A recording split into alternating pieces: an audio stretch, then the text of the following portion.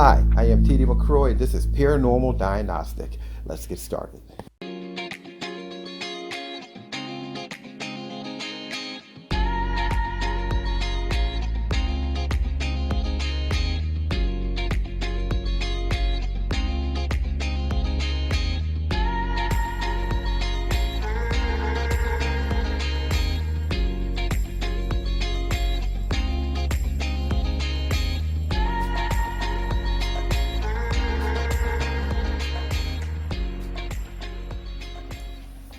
Welcome. So, every now and then we get good questions from our subscribers.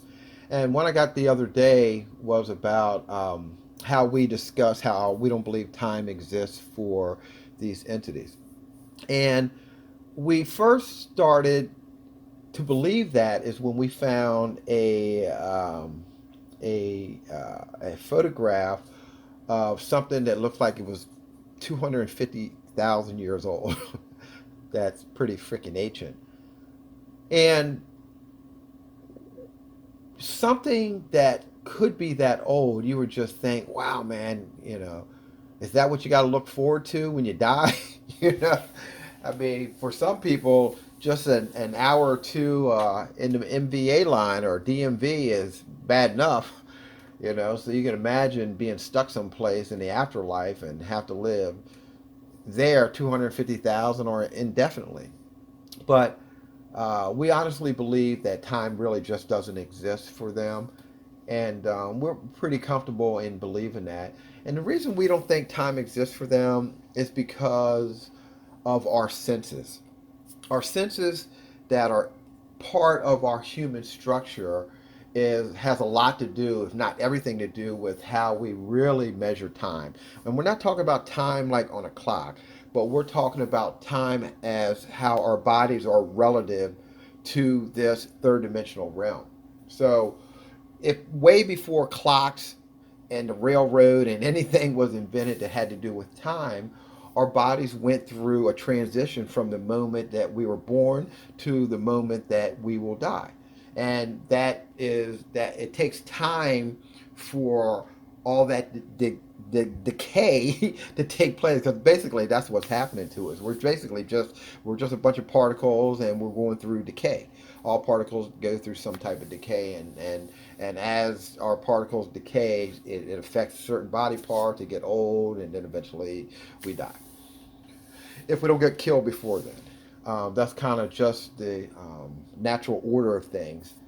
But when you go back to the senses, right, that we have, I mean, there's tons of them. I don't know, it was 21 of them. I don't know how many there are, but we got sight, we got hearing, we got taste, we got smell, we got touch, and then we got, some more unique ones like, balance and acceleration that's a sense that we can do. We know when we're balancing ourselves, we know when we have to use acceleration to maybe step out of a way of a piano falling off a roof or something. And then like temperature, we understand temperature changes in our bodies. Then we have like pain receptors, and then a bunch of other ones. But so my point is, all of those senses are with our human shell, right?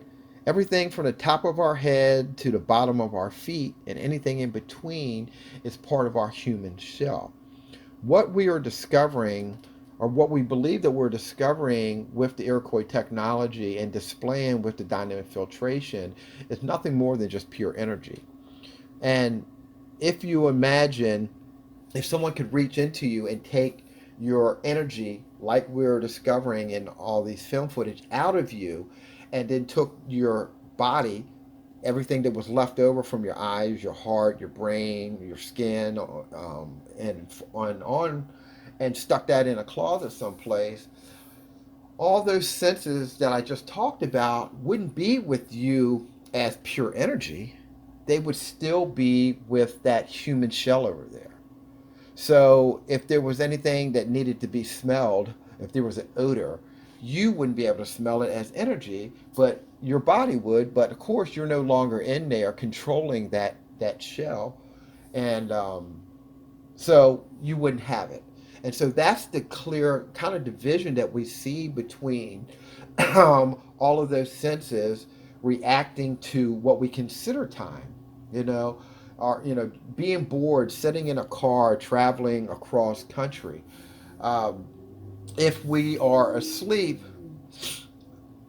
that distance of travel, we're not technically aware of it. If we're in a deep sleep, we are aware of it when we're awake, though. And because we're taking all that input in there, the sight that we see on that long road out to California, let's say, everything that we hear with the trucks going by and the wind blowing through the windows because the windows are down. Every time we stop and we get something to eat, the taste of it, how that digestion works, the smell that still lingers in a car after the fact. The touch of the door panels on us as we lean against it and try to get comfortable. All of those senses is what really represents time for us. And since all of that stays with our human bodies, our energy wouldn't have any of that. So you can imagine if you fell off a cruise ship in the middle of the night and hit your head on the way down and you plunged into the icy water. If you woke up and the ship was long gone and you were in pure darkness, the one problem that you would have would be trying to determine what was up and what was down. Now, you're in pure darkness. You can't hear anything. There's nothing around. You're 50 feet below the water line in the middle of the ocean at night in pure darkness. Now, does up and down still exist? Sure it does. But you don't have the sense to know which way is up and which way is down. So, like these entities, they're still aware, but they're not aware of the senses because they have lost that ability of their sight, sound, whatever. We tell you that we believe that their sight is something that we truly don't understand, but we call it a kaleidoscope of vision. That's very, very different. We probably will be shocked how different it is from what we've been used to on this world. And because of that, their sense of taste, their sense of smell, their sense of hunger. Sometimes hunger plays a powerful point in time. We know that every 3 or 4 hours, we have to eat or graze in some respects. And so once we lose our shells, we lose all of that and we're just left with the energy. And so that's where we think we are with time not existing for them.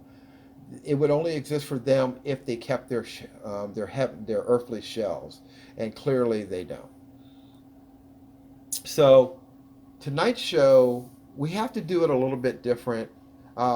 These two people right here are boyfriend and girlfriend, but I cannot tell you what their names are. I cannot tell you what state they're in. I cannot tell you their YouTube organization. I cannot tell you the hospital where they're investigating tonight. And the reason I cannot tell you all of those things, because I don't want to get sued. That's right, I don't want to get sued. Not by them, because what I'm going to reveal in this show tonight. And so I had to make a decision.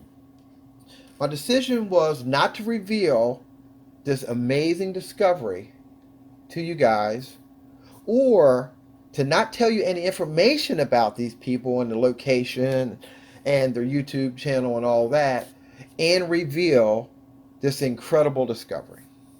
So I kind of had to weigh it. I'm thinking, this is a really, really cool discovery, and I really, really want to share it really bad.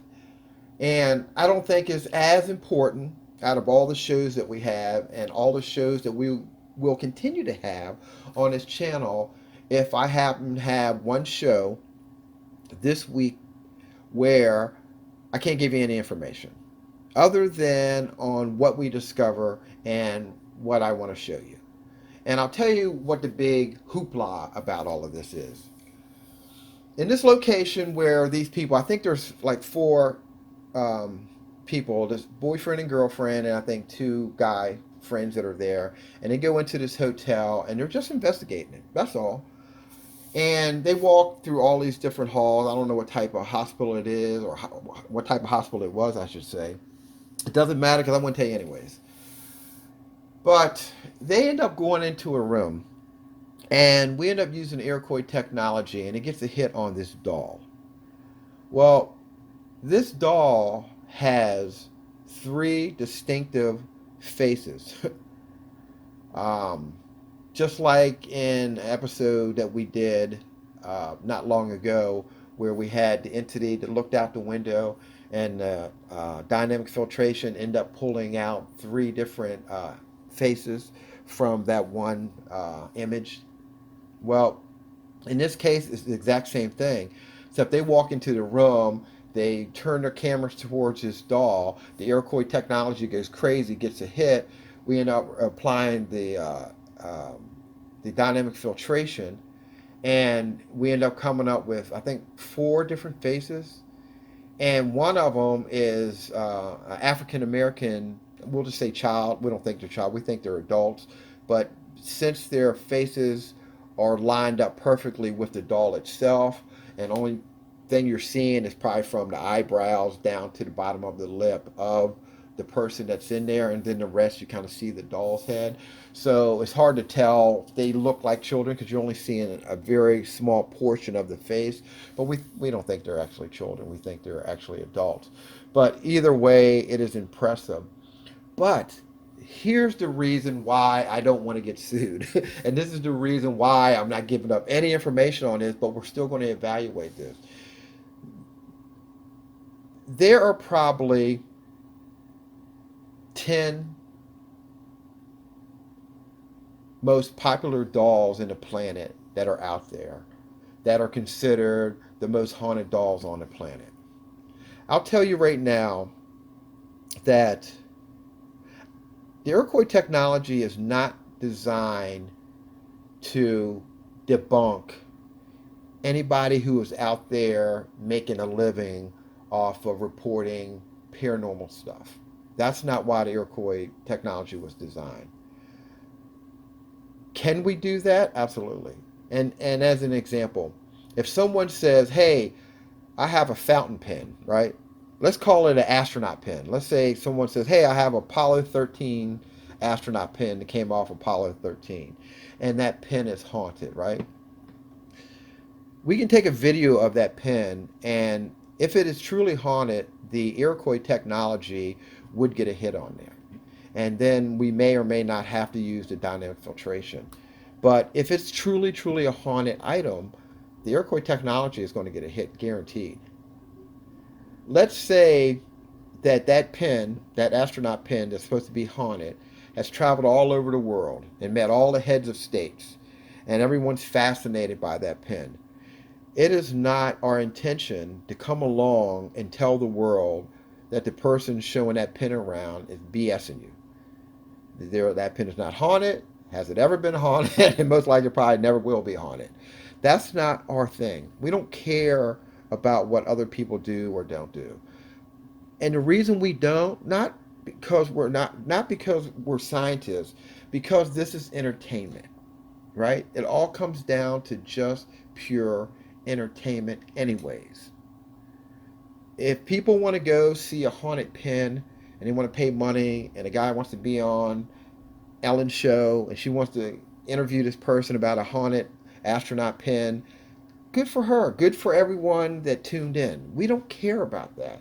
So my point here is we have ran the Iroquois technology on mostly all the haunted doll video footage that we have found. We'll just tell you they're all haunted, right? That's just what we're going to tell you because that's not our thing to tell you that it's not. People enjoy those dolls, the original Annabelle doll and all that. And we want people to continue that. And it's what you choose to believe is up to you. And even if you're wrong, what difference does it make? But what we can tell you tonight is that what we're going to show you in this doll is 10 times more haunted than any of those dolls. So what we're saying is what we're going to show you tonight is the most haunted doll on the planet by far. And the reason we can't tell you any information about this because no one has taken ownership of this doll. This doll, as far as we know, is still sitting in one of these rooms in this haunted hospital. To everyone who goes to inspect this place, it's just a doll sitting in the room, right? There's been ghost hunters and adventurers in and out of this place probably for years. The people who own this facility, it's just some raggedy looking doll that just happens to sit in the room and no one even cares about it. So, what we're going to tell you is that this doll, as far as the Iroquois technology and the dynamic filtration and CPI is considered, is probably one of the most haunted and probably in that case would be extremely valuable. I mean, Zach Bagans goes around and buys all these, haunted houses and haunted dolls and memorabilia and all that. But I don't think any of that stuff that he's ever purchased shows what we're going to show you here tonight. And no one has taken ownership of it. And why? Because no one knows. I mean, literally, you would have to have the Iroquois technology to do what we did to discover it. I mean, these two kids, they walk in there, they look at it, and they walk right out. For them, it was no big deal, just like everybody else. So we don't want this video to go viral and it be a mad rush to that place to try to find that doll. Let's say if the people who own that hospital saw this video tonight and they just walked downstairs and go, oh yeah, there's the doll they're talking about, picked it up, it wouldn't stop every other crazed person who wants to take custody of that thing going to that place. If we reported the name, the address, the location, the name of these YouTube channel people, whatever, I mean, that would kind of hold us responsible for sending people there. And we're not going to do that. And so that's why we're not going to tell you anything about who these people are, what state they're in. We're not going to show you anything about that. We are going to show the doll, and clearly we're going to show the people, and that's it. We are not getting involved. But this is what we do. We analyze it. It doesn't mean that what we're showing you is proof that this doll is actually haunted. We're saying that our program picked up 4 faces in a doll that was changing faces. So counting the face of the doll, it had 5 faces.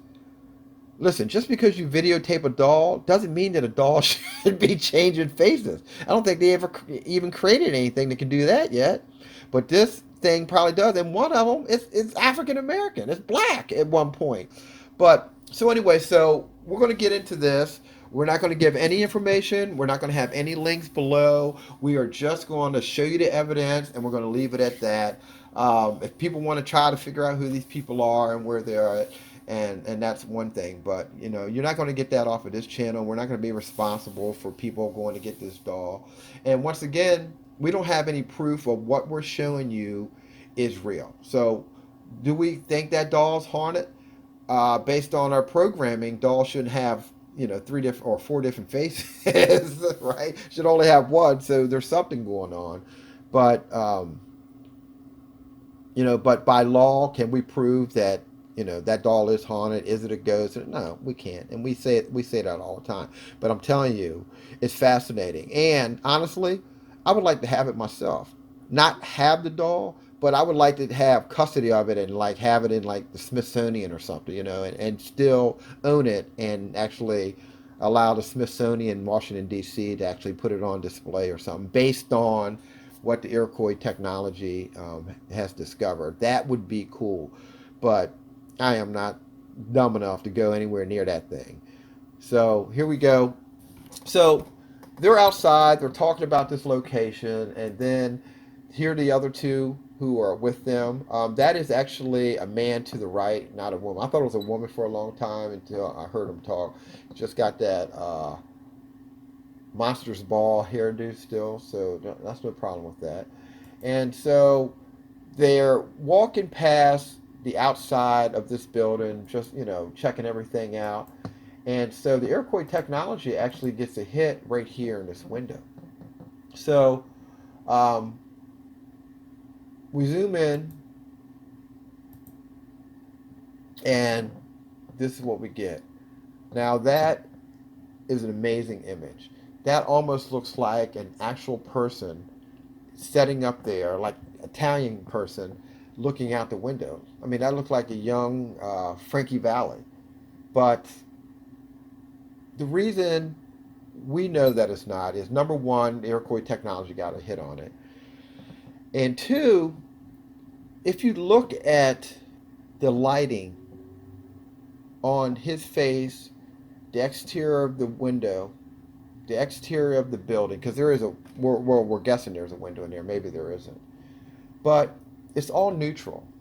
All the colors are neutral. There's nothing illuminating him or the building. That's just everything's neutral straight across. And if a person was up there, it wouldn't look that way. That person would most likely be there's no light out there. It would probably mostly look like a dark shadow instead of just a neutral.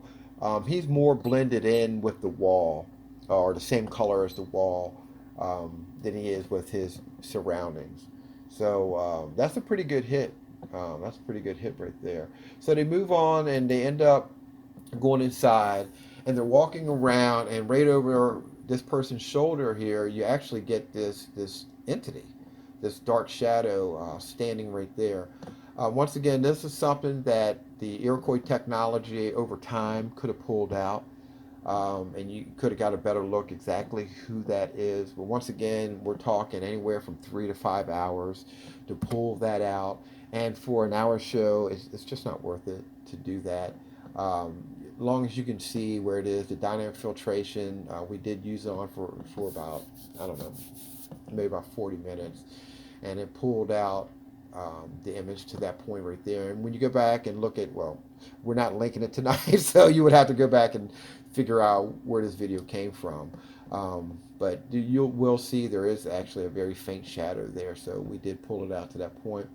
So they go on, and they're looking down this hallway, and Iroquois Technology gets a hit right here to the right. And if you look up there, this we have already applied the dynamic filtration to it, so you can actually see the face of a man wearing all black right there in that window.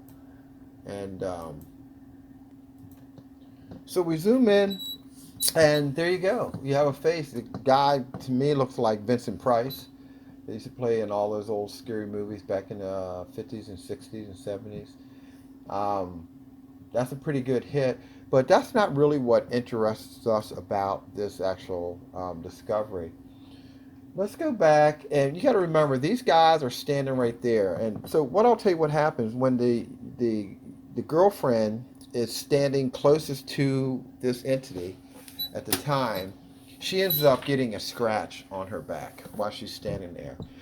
And what's interesting is these guys have one of those meters, right? And they're using the meter right at the time where this entity shows up and is standing there, and he doesn't move. We catch him several frames. He is there the entire time. And these meters are reading 000. Now, you can see right here how close that meter is to that entity. Now, are you telling me that those entities have to be standing on top of those meters for those meters to work? And this is not the first time that we've noticed this. It doesn't matter if it's the EMS meter that has all the little color lights on it that goes from green over to red when an entity is supposed to be present. We honestly believe that we have no proof that these things are capturing spirit energy.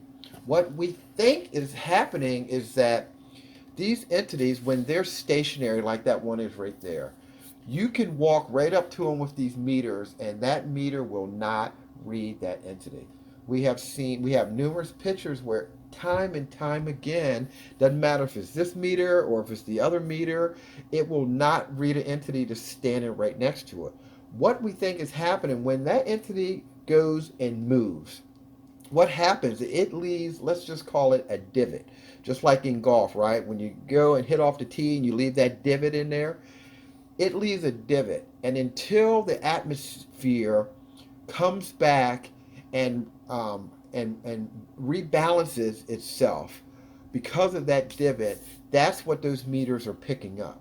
We don't think, well, we're pretty sure it's not picking them up because there's no way that those meters can be active and be pointing right, directly towards an entity, or be in the close vicinity of an entity and not go off. That we don't see them reading. That thing's not reading anything, and you have an entity that's right there, and even more importantly, that entity most likely scratched that girl.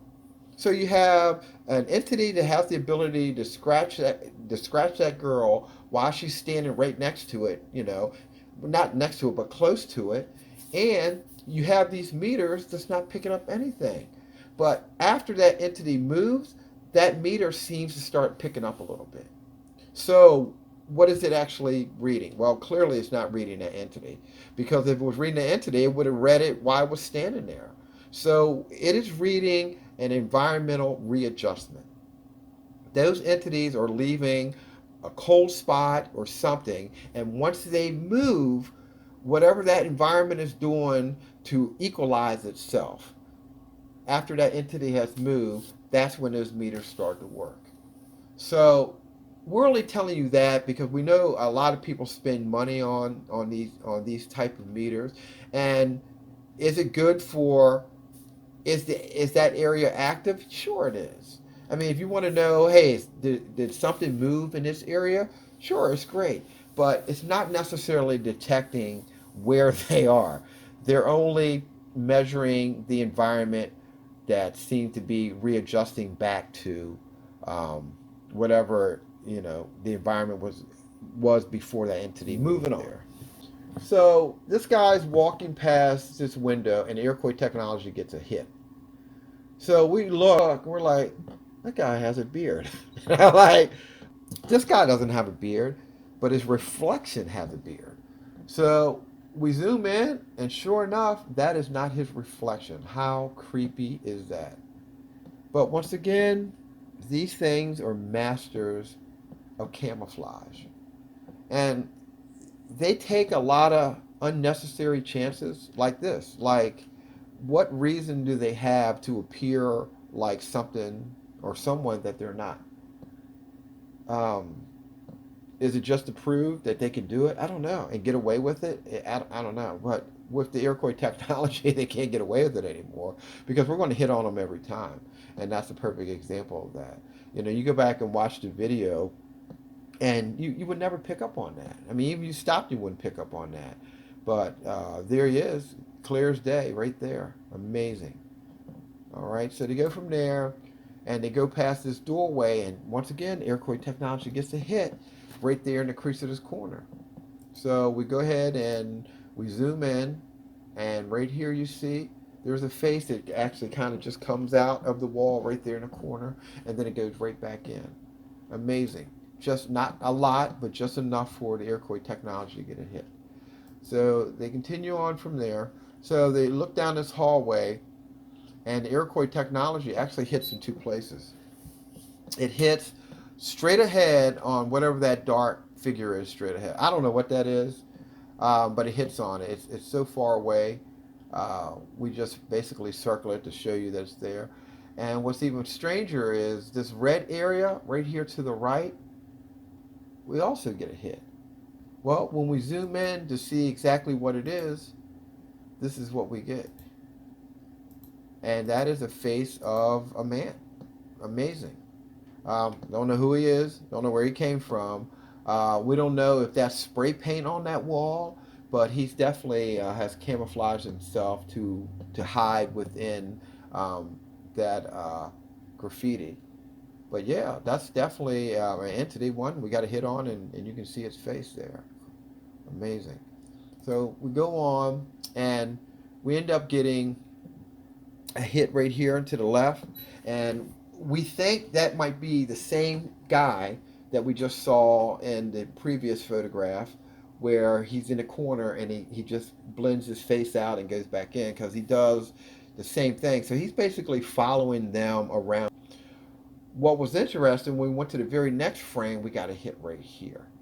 And this one is pretty cool. Every now and then, I've been, looking at these types of things for years. And every now and then, you get something that's kind of simple, but cool at the same time. So we end up applying the dynamic filtration, and we end up cropping, and we end up coming up with this image right here. And there's definitely, a white woman with dark hair and kind of a more modern haircut. And what's interested in, look at her hand here. This is her left hand. So she's actually stopped on the corner. She's laid her, or holding her left hand out on the corner of that wall. And you can see that her hand is bandaged. She's got a bandage around her hand. And she looks fairly young. I mean, she could be, I don't know, she could be 24 years old, let's say.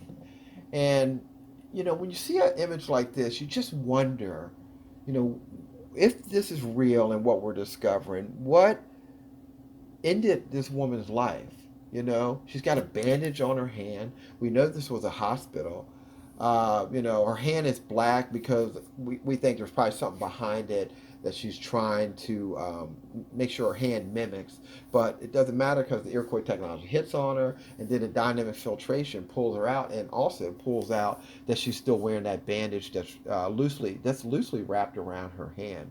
So, and once again, you always, or at least I always have to remind myself that the images that we looked at, if they're real, they're people who have passed on. And when you see someone that young and just a bandage around her hand, it just makes you wonder, like, man, what was it that ended her life? I mean, did she do it herself? Was it suicide that that ended it for her? I mean, you just don't know. I mean, you just don't know. So we move on from there, and he goes past this front door here. So here we start to run into some problems. So we get to this frame, and the Iroquois Technology gets a hit. Well, it seemed to be hitting on this kid in the green jacket there with the mask on.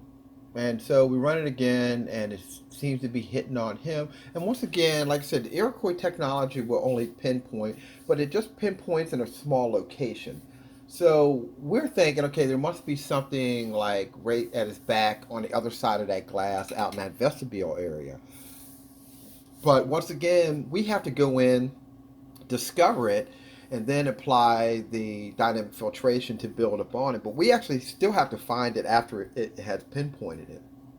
And so we run it, and it seems like it keeps pinpointing on him. So we end up looking at his hair there that's on the left side of him, and we realize that's what it's hitting on. That is not his hair. That is the face of a man. We're like, holy crap. So we zoom in, and sure enough, you can see that a face faintly there, but it's definitely there. So we move on, and we follow him, and he's walking around, and we get to this picture, or this frame right here, and the Iroquois Technology hits again. And we're like, I hate this. I hate when they're in hair, because if you remember, if you go back to our channel trailer, the one that really talks about Paranormal Diagnostic and this whole site, is where we show the old woman that we found in the hair of the psychic. And what was so creepy about that is that in the video footage, and we can't show it to you because it shows the face of the psychic, and she doesn't want her face shown with that thing in her hair. So we probably will never be able to show you who it is.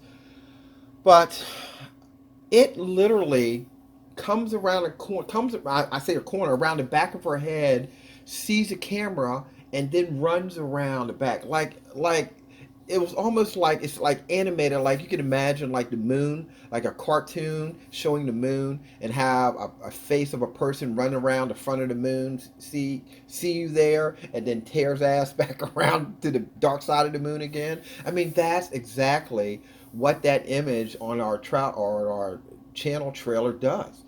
That thing is moving. We actually capture it moving from the front or from behind this lady, from her right shoulder around to her left shoulder, sees the camera and runs. It's terrifying to see. You can't see it, but you have to have the Iroquois technology and the dynamic filtration with motion to actually see that thing. Well, same thing here. So we see this, and we see how the hair looks kind of funny. Like he's got this band for his mask that's pulling his hair down, but it's not pulling that large chunk of hair. You know why? Because that's not his hair at all.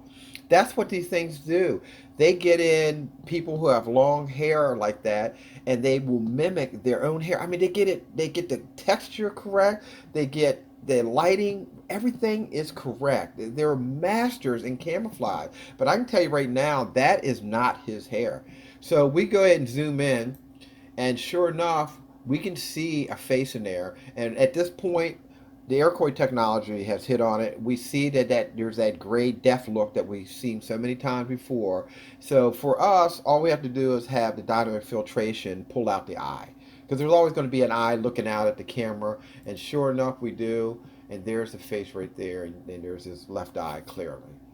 That that whole section right there, that is not his hair. That's how they camouflage. So once again, what are we learning? We're learning that if you have long hair, boy or girl, when you go into this place, you need to put your hair up under your hat. Wear a hat, pin it up, do whatever it is, maybe even French braid it, and I wouldn't even have a ponytail. I would pin everything up, or I would just honestly wear a hat and just put all your hair up under the hat, because these things will walk around and they will start affecting you in ways that you maybe not even feel. It'll make you feel nauseous. They'll do a bunch of stuff to you. And it must be very unsavory for entities to do this, because we don't see it happen that often. We really, really don't. So now he's walking around with it, and in different angles, we end up getting hits on him the entire time. So what's interesting is they go into another room, and when they go into this other room, since they come around a corner, they get a hit right there, or the Iroquois technology gets a hit right there. And so when we zoom in, we definitely can see a layer. So what we're really looking at, there's a very small boy that's probably maybe 2 years old.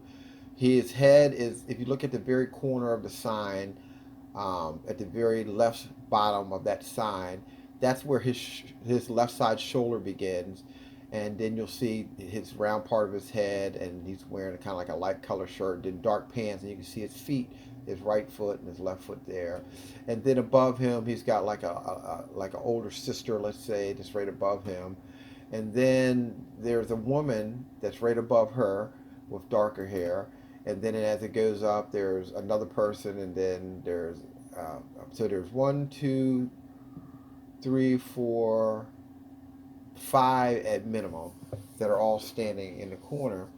And then when we zoom in and we use one of our exotic filters, you still can't really pull them out that well. But if you look at it long enough, it depends on what your monitor is, and that's one thing that we really never told people.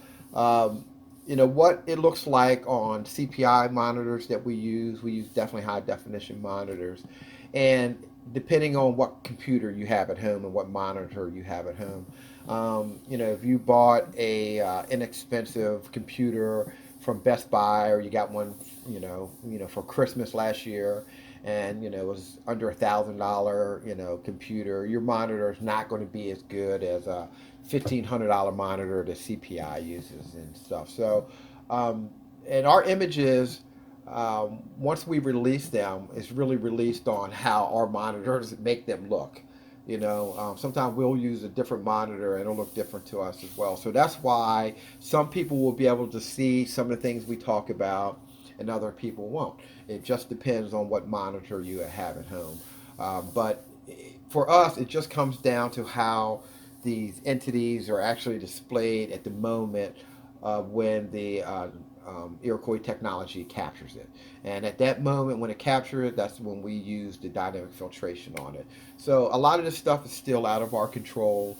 And so if you can't see, one entity or group of entities, like you can't see all five of them, that's fine. Because if you stick with this channel, something will come around that you can see clearly. So, and that's just the way it is. So don't fret if you feel like you have to see everything, because you're just not. It's going to depend on what computer or what type of monitor you have. Moving on. So the girlfriend, she's involved in all of this craziness, and what happens? The boyfriend starts getting or noticing scratches appearing on his forearm, and you got to remember she was already scratched earlier on her back. So we know that this place is active, and we assume that these things want to get them out of there. So she says that she thinks she tastes blood in her mouth. So of course they're concerned, and they ask her to stick her tongue out. And they say, yeah, I mean, in the center of your tongue, we do see redness there. And she says, I think I taste blood. Now, I don't know how you would not know if you were tasting blood. I mean, she's not in there eating anything, as far as I can tell. She hadn't drank anything. They're just walking around. And if all of a sudden you have the taste of blood in your mouth, then you would think you know, or unless, she's just someone that has never had it and doesn't know what blood tastes like. You never had a sporting injury and you bust your lip or bit down on your tongue or something and started to bleed, that is definitely possible. But what happens next doesn't make any sense to me. So the boyfriend and her, I guess, get together and decide, well, the best way to figure out if you got blood in your mouth is for me to kiss you.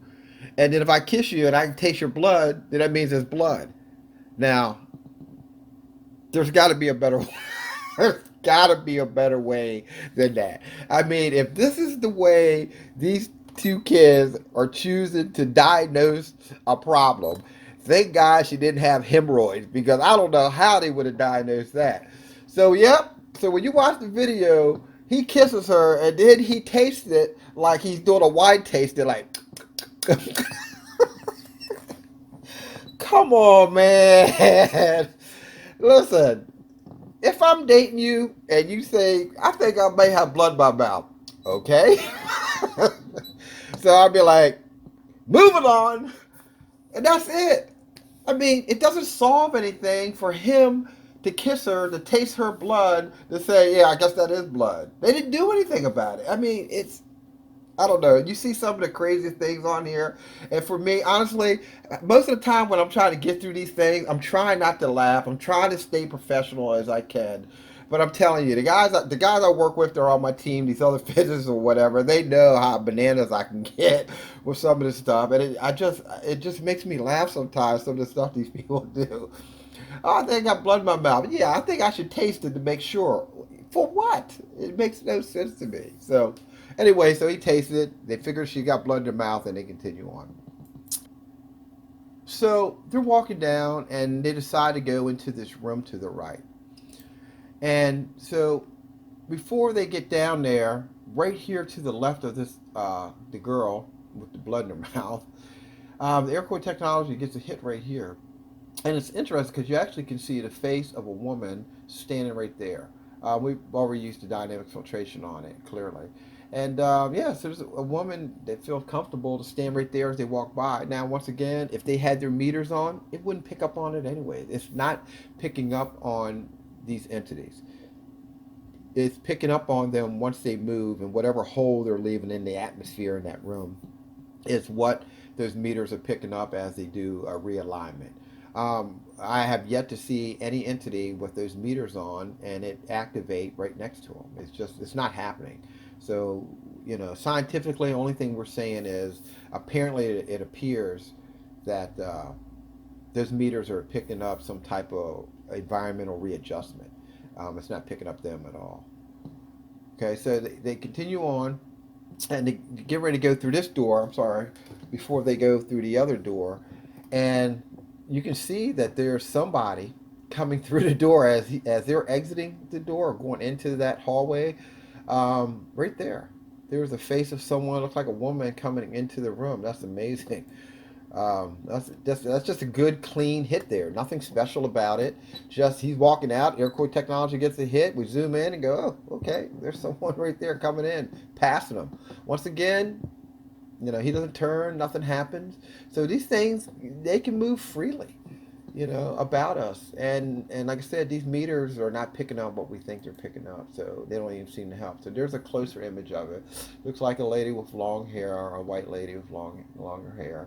Um, Looks like she kind of has a smile on her face, like she's kind of glad that she got away with something. I don't know.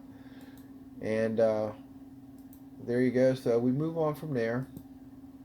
And so they finally make it to this one room and they turn in, and something happens. Iroquois Technology gets a hit. And when you zoom in, right there, you can see there's a disturbing face. And you can get a better look at that face. That entity is coming out of that room. And the reason we think that might be happening is because of what we call continents or spiritual continents. And spiritual continents is a division within one structure, right? We believe that in these larger places, it doesn't have to be a large place, it can be in just a regular house, I guess, that each room or each location acts more like a continent, right? And a continent is like a large landmass separated from others by oceans, right? I mean, that's what makes continents. There's only like 7 continents. There's Africa, Asia, Australia, Europe, North and South America, and something else I'm forgetting. Um, I don't know, whatever. Antarctica, Antarctica. So yeah, so there's like 7 land masses or 7 continents. But so, anyways, we believe and we treat these things like they're continents, but not continents separated by vast amounts of ocean, but cultural continents, meaning that in each room you have a different culture that has decided, and like I said, not black and white, just people who believe in the same whatever it is. Like in the demon pillow room, anyone who believed in the demonic was in that room. So it wouldn't matter if you were black or white or Asian or whatever. If you were in that townhouse and you believed in that goat pillow, that demonic looking pillow thing that we had in the townhouse, that's the room that you would be in. And since this guy has decided to hitch a ride in this guy's hair from that front door, when he decided to go into this room or this continent where he may not be welcome, he had to bail out.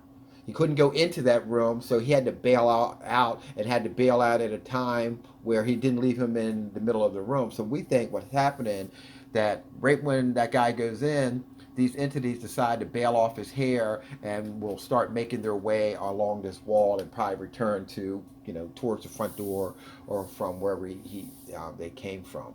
But yeah, that guy has bailed off his hair. And what's interesting, as we see that kid later on, the Iroquois Technology doesn't get a hit on him after this. It doesn't get a hit on his hair anymore. So this is the moment right here where whatever this freaking thing is, bails off his hair, and we believe it's because of those spiritual continents that we call it, where all these different cultures, and he's just not welcome there. Sorry, Charlie, get out. That's a good catch, though. That's a good catch. That's a good side view of that man that finally got off his hair. So they end up going into this room, and what's interesting, they walk by, and for some reason, they say something about like who's in that bed. And the thing about it, as soon as they say that, Iroquois Technology gets a hit right in that bed. And if you can look, it's very difficult to see. There is actually an old man that's actually in that bed. My guess is he probably died in that bed, Probably didn't have any family anyway. Probably had no place to go. He was probably, maybe came from a nursing home or something.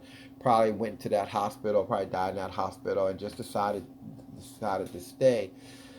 And like I said, we believe that most people will return to their homes. One of our theories that we had, and we've only did a little bit of testing on it a few weeks ago, and our theory was that if we ever ran Gettysburg, that we wouldn't find hundreds of thousands of soldiers and battalions in Gettysburg, because it wouldn't make any sense. If we were right about what we believe, every soldier would return to their own state, right? I mean, just because the war happened or the battle happened in Gettysburg, they weren't made up of all Gettysburg soldiers. Those people were from all over the world, all over the United States, So for them to return back to their communities wouldn't make sense. And so we ended up running the Iroquois Technology on a couple of battlefield footage that we got, and we got almost nothing there. And the people that we did get there were just people that were probably just the local town folks that died there. I mean, we ran, I think, two different video, and we didn't get one soldier. But we got a bunch of people, but we didn't get one soldier there. So, so I think our theory is going to be right about that. That, these huge, massive battles where people die in, they're not there. They've returned to, wherever they were from, and that's a good thing, right? We don't want to be stuck there at that battlefield. We want them to return back then to their loved ones, and when their loved ones passed, then they could be with them. They wouldn't have to being stuck in Gettysburg. Moving on. So then it comes to the end. And this is what we've been waiting for. This, my friend, is a doll. Looks harmless enough. He's sitting over there by himself. No big deal. What's so interesting is this image right here, or this photograph right here. When you look at it, you will see 4 different faces. So what we did is we took all 4 faces that are different and put them together. And it looks like they're all sitting next to each other on the couch. They're not. Let's start here, number 1. Number 1 has a very wide-eyed expression on his or her face. Number 2 doesn't even have a face, but the head is a longer, more narrow head than the round doll baby that it is originally. So that is definitely another person. And once again, when they take over these dolls, and the Iroquois Technology captures these images, and the dynamic filtration brings them out, it brings out their actual features, not the features of the doll, but more of their features, at least the features that are displayed enough. And so you can see that number 2's head is very long compared to number 1, even though it's the same doll. And then number 3 is definitely a dark skinned doll, and that is a white baby doll, and that is not a white baby doll face. That is at least a dark entity. And we're just guessing it's African American, but we don't know. But it's definitely has changed colors in. And then you get to the last one, and what's interesting, you can see where it's actually a transition between being white and being black. It's like it was captured at the time where it was actually transitioning over. But what's weird is the eyes are looking to the right. They're not looking straight ahead. Those eyes have turned to the right and are looking at. Well, remember, these dolls are not all sitting next to each other, so we don't know what it's looking at over there. But what's interesting is if you see this image right here, you can see that it appears that the baby doll's head is actually transparent, and almost looks invisible. And this goes back to something that we discussed a few shows ago when we talk about gravitational lensing. Remember we talked about that and how physicists and scientists detect black holes based on gravitational lensing.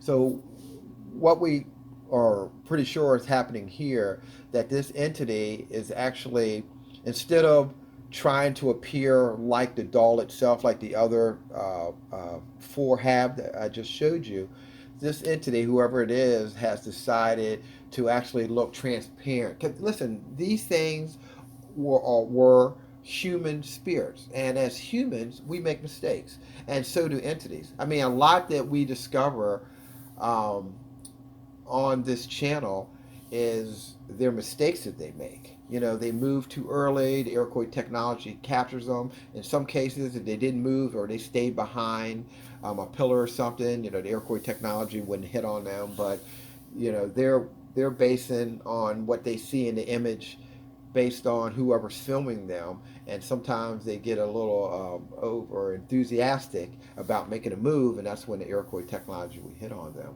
So they make a lot of mistakes, is my point. And so instead of appearing like the doll, he uses gravitational lensing, and he basically is pulling the image from behind him in front of him to make himself invisible. But the problem of it is he's actually in front of the doll, or his head's in front of the doll. So when he uses gravitational lensing and pulls the image from behind him and basically pastes it in front of him, it makes it look like the doll doesn't have any head, because he has made himself invisible, and you know, by doing so.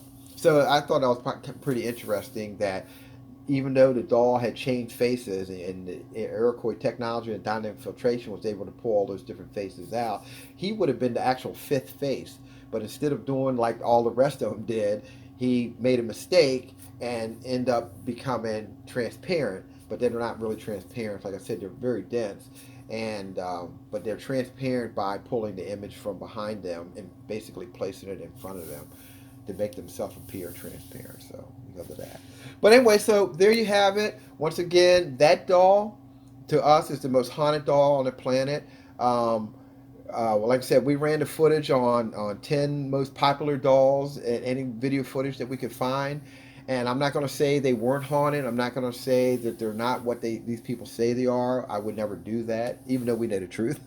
But I'll tell you that this doll is more haunted than everyone, even Zach Bagan's dolls that he's had. This doll right now is the most haunted thing we've ever seen. And like I said, it's unclaimed.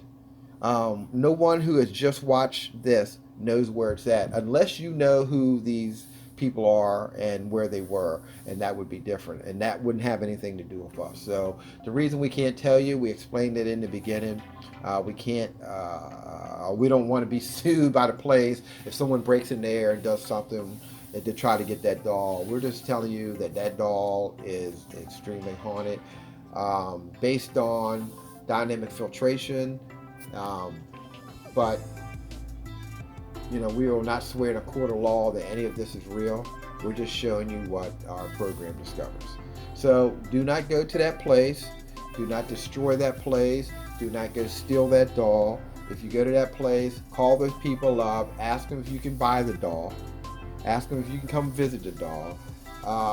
You know, I would like to contact them and tell them, hey, by the way, you might want to get this doll, but they're not going to believe me anyway. They don't care. They only care after the fact if someone does something to their place. So, but yeah, like I said, I mean, I would love to own that doll if I could put it like in a Smithsonian one nowhere near me. I think that would be a pretty cool doll to have, because clearly it has a lot going on.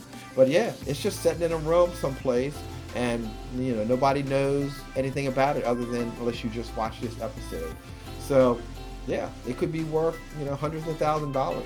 Don't tear anything up. Don't hurt yourself going to get it. And if you go out there, ask them for it.